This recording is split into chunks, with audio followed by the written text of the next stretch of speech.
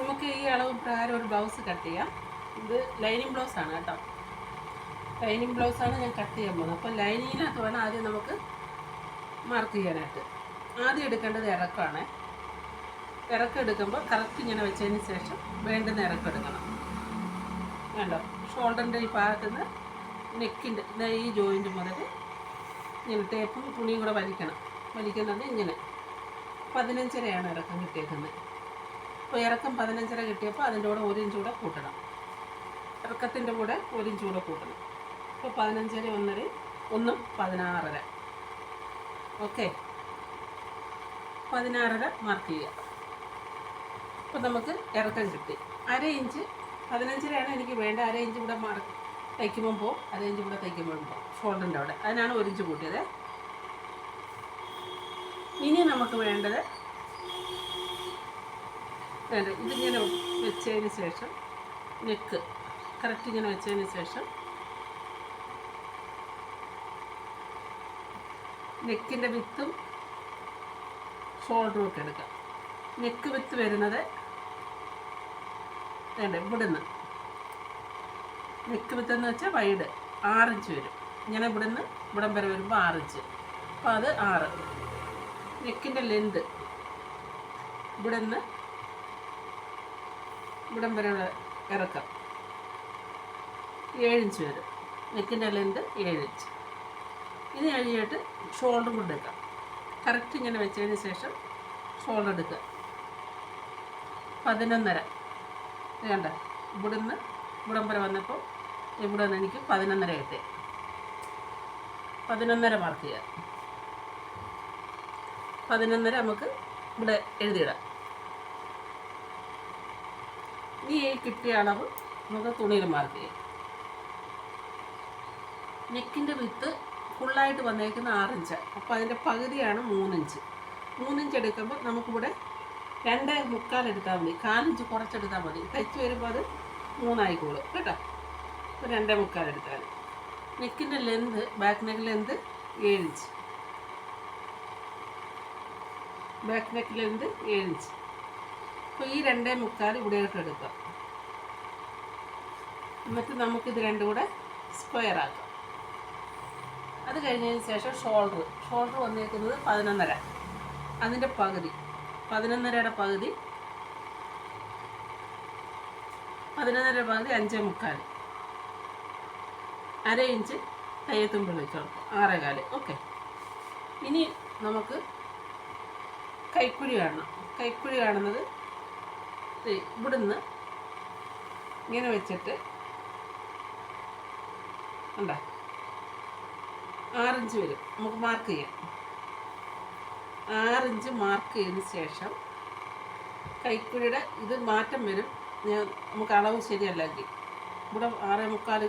നമ്മുടെ ഈ ഷോൾഡർ 6.25 മുന്നോട്ട് 6.25 കിട്ടുമെന്ന് നോക്കണം, അല്ലെങ്കിൽ വളഞ്ഞു പോകും. എന്നിട്ട് അവിടെ നമുക്ക് ചെസ്റ്റ് ലൈൻ കൊടുക്കാം. അവിടെയാണ് ബേസ് ചെസ്റ്റിൻ്റെ വണ്ണം കാണേണ്ടത്. ഇവിടുന്ന് ഇവിടം വരെയുള്ള വണ്ണം നോക്കണം. എന്താ ഈ ജോയിൻ്റ് മുതൽ ഈ ജോയിൻ്റ് വരെ 23 ഉണ്ട്. ഈ ജോയിൻ്റ് മുതൽ ബാക്ക് പീസിൻ്റെ നോക്കുന്നത് കേട്ടോ. ഇവിടുന്ന് ഇവിടം വരെയുള്ള വണ്ണം കാണുന്നില്ലേ വീഡിയോയിൽ? ഇവിടുന്ന് ഇവിടം വരെയുള്ള വണ്ണം 23. അപ്പോൾ 23ൻ്റെ പകുതി 11.5. ഇങ്ങനെ കൈക്കുഴി എടുത്ത് ചെസ്റ്റ് ലൈൻ കൊടുത്തെടുത്ത് 11.5 മാർക്ക് ചെയ്യും. 23 നമുക്ക് ഫുള്ളായിട്ട് കിട്ടിയിരിക്കുന്നത്. അപ്പോൾ അതിൻ്റെ പകുതി മാർക്ക് ചെയ്യാം 11.5. അത് കഴിഞ്ഞതിന് ശേഷം ഈ വേസ്റ്റ് ഭാഗത്തെ ബാക്കിൽ വണ്ണം കൂടെ നോക്കണം.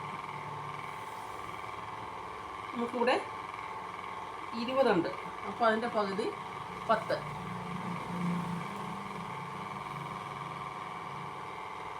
10 മാർക്ക് ചെയ്യാം. എന്നിട്ട് ഇവിടെ 2 ടക്കുണ്ട്. ബാക്കിൽ 2 ടക്കുണ്ട്. അതിന് 1/2 ഇഞ്ച് കൂട്ടണം.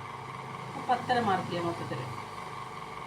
എന്നിട്ട് നമുക്ക് ഇവിടുത്തെ 11.5 ഈ ലൈനും കൂടെ നമുക്ക്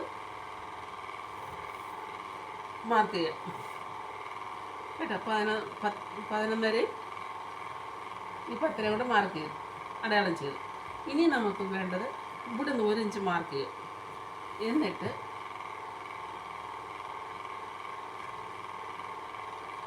കൈ കുഴിച്ച് വെട്ടുന്നത് ഇതിൻ്റെ സെൻറ്റർ കാണുക. കൈക്കുഴി നമുക്ക് 6 എടുത്തേക്കുന്നത്, അതിൻ്റെ സെൻറ്റർ 3.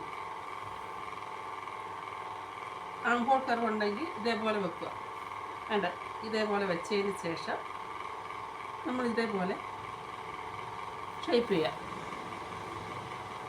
എന്നിട്ട്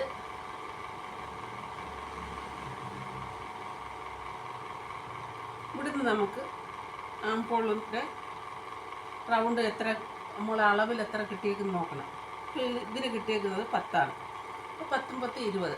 അപ്പോൾ ഈ ഒരു സൈഡിൽ 10 കിട്ടുമെന്ന് നോക്കുക. അപ്പോൾ ഇതിൽ നമുക്ക് 10 കിട്ടുന്നുണ്ട്. അപ്പോൾ ഇവരെ കൈക്കുഴി 6 ഇഞ്ചാണ്. അപ്പോൾ ഈ ആംഹോൾ കർവിൻ്റെ അനുസരിച്ചാണ് കൈക്കുഴി ലെന്ത് കൂടുന്നത്. അപ്പോൾ ഞാൻ ഒരു ഉദ്ദേശം 6 ഇഞ്ച് എടുത്തിട്ട് ബോഡി ചെസ്റ്റ് വണ്ണവും മാർക്ക് ചെയ്ത് എല്ലാം ഷേപ്പ് ചെയ്തതിന് ശേഷം ഈ അളവ് കറക്റ്റാണോ എന്ന് ഞാൻ വെച്ച് എനിക്ക് കിട്ടുന്നതെന്ന് നോക്കി. എനിക്ക് ഇവിടെ കിട്ടുന്നുണ്ട്. അപ്പോൾ അത് ഓക്കെ. അപ്പോൾ അത് മനസ്സിലായല്ലോ. അപ്പോൾ ബാക്ക് പീസ് നമുക്ക് കട്ട് ചെയ്യാം. ആംഹോൾ കർവ് വെച്ചിട്ട് ഇതേപോലെ ഷേപ്പ് എടുത്താൽ കേട്ടോ. ഓക്കെ.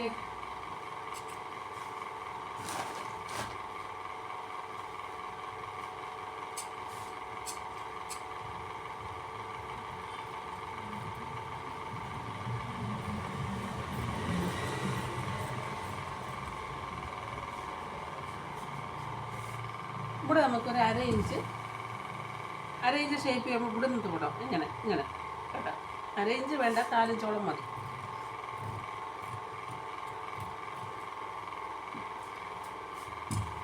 അപ്പം തയ്യൽത്തും വിട്ടില്ല, തയ്യൽത്തും കൂടെ ഇടണേ. 1.5 ഇഞ്ച്.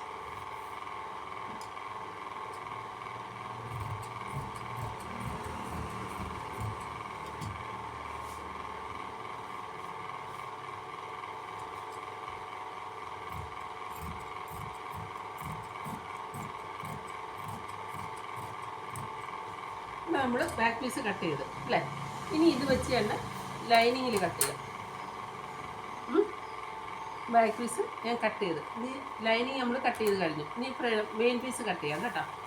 ലൈനിങ് അല്ല, മെയിൻ പീസ് കട്ട് ചെയ്യാം. മെയിൻ പീസ് ഇതാണ്. ഇപ്പോൾ ഡിസൈൻ നോക്കാനൊന്നുമില്ല, കറക്റ്റായിട്ട് കിടക്കുക. ഇപ്പോൾ നമുക്ക് അതേ ലെവലിൽ വെച്ചാൽ തലകീഴുള്ള ഡിസൈൻ താഴോട്ടും മുകളിലോട്ടൊക്കെ ആണെങ്കിൽ അതൊക്കെ നോക്കി കട്ട് ചെയ്യണം കേട്ടോ. അപ്പം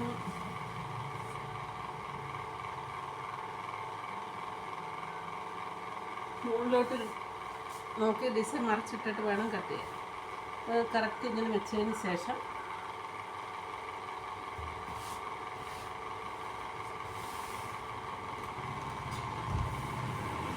ഈ ചുളിവൊക്കെ ഉണ്ടെങ്കിൽ അത് ഒന്ന് തേക്കണം കേട്ടോ. അയൺ ചെയ്യണേ. എന്താ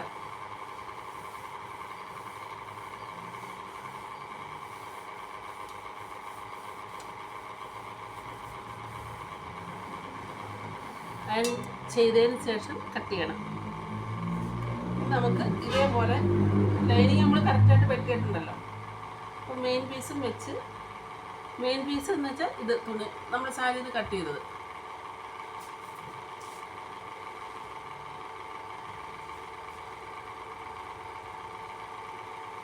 ഇതേ ഷേപ്പിൽ നമുക്ക് കട്ട് ചെയ്തെടുക്കാം. നിങ്ങൾക്കിപ്പം ഇങ്ങനെ വരച്ചിട്ട് വേണമെങ്കിൽ ചെയ്യാം.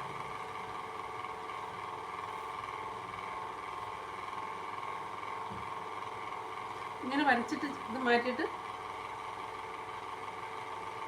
കട്ട് ചെയ്യാം. ഇത് വെച്ചുകൊണ്ട് വേണമെങ്കിൽ കട്ട് ചെയ്യാം. അപ്പം ഞാനിത് മാറ്റി കട്ട് ചെയ്യാം, എന്നാൽ നിങ്ങൾക്ക് മനസ്സിലാവും.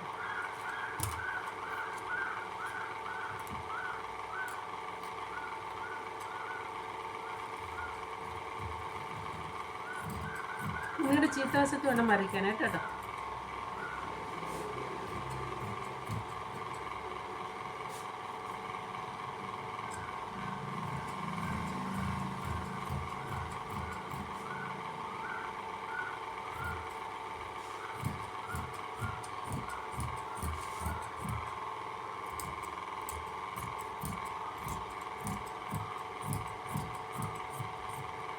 നമ്മൾ ബാക്ക് പീസ് കട്ട് ചെയ്ത് കഴിഞ്ഞു. ഇനി ഇത് മാറ്റി വെച്ചിട്ട് ഫ്രണ്ട് പീസ് കട്ട് ചെയ്യാം.